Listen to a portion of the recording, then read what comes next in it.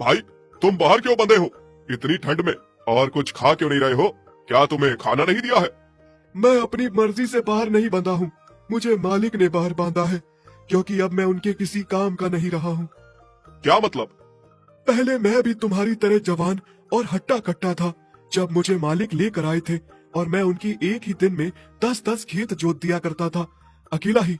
पर अब मैं बूढ़ा हो चुका हूँ, मालिक के किसी काम का नहीं रहा हूँ, तो अब उन्होंने मुझे बेचने के लिए ग्राहक को बुलाया है और इसी कारण मुझे बाहर ठंड में बांध दिया गया है। चारा दाना पानी कुछ भी नहीं दिया है। उन्हें लगता है कि मुझे कुछ खिलाएंगे पिलाएंगे तो उन्हें इसका कुछ फायदा नहीं होगा। और अब तुम जवान हो, हट्टे कट्टे हो, तुम्हें लाया गया है, तुम्हें अंदर मेरी जगह पर ही बांध दिया गया है, इसीलिए तुम्हारी इतनी कदर हो रही है, क्योंकि तुम जवान हो, मालिक के खेत जोतोगे। क्या तुम सही कह रहे हो?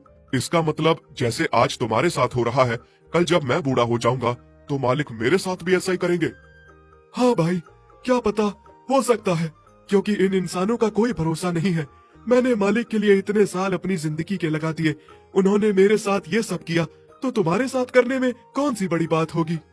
हरिराम का नया बैल चिंता में आ गया था कि जैसे हरिराम ने अपने पुराने बैल चेतन के साथ किया, कल को जब वो बूढ़ा हो जाएगा तो वो उसके साथ भी ऐसा ही व्यवहार करेगा। फिर अगले दिन सुबह जैसे ही ग्राहक चेतन को लेने आता है, चेतन चुपचाप ग्राहक के साथ अपनी किस्मत समझकर उदास होकर वहाँ से जाने लगता है।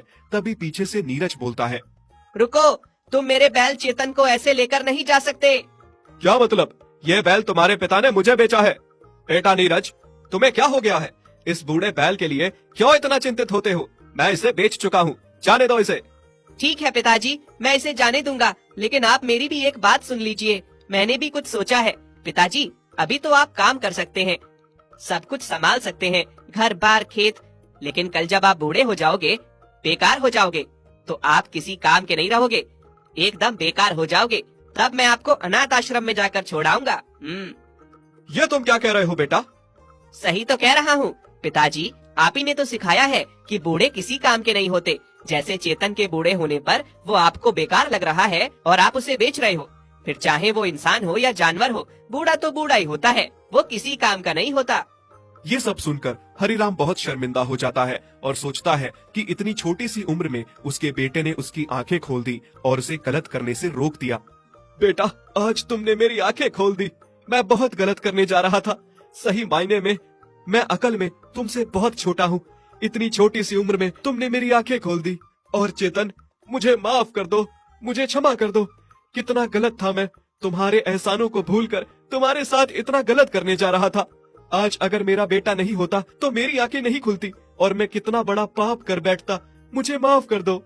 हरिराम की आंखें खुलने के बाद वो कहता है कि उसे चेतन को नहीं बेचना है और वो चेतन को अपने पास ही रख लेता है। चेतन, अब तुम कहीं नहीं जाओगे, तुम यही रहोगे मेरे पास।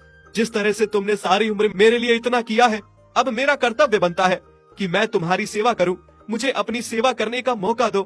मालिक, मुझे बहुत खुशी है कि आपको समझ में आ गया कि हम जानवरों में भी जान होती है, हमारे अंदर भी दिल होता है, हमें भी अच्छे बुरे की पहचान होती है और हमें भी तकलीफ होती है।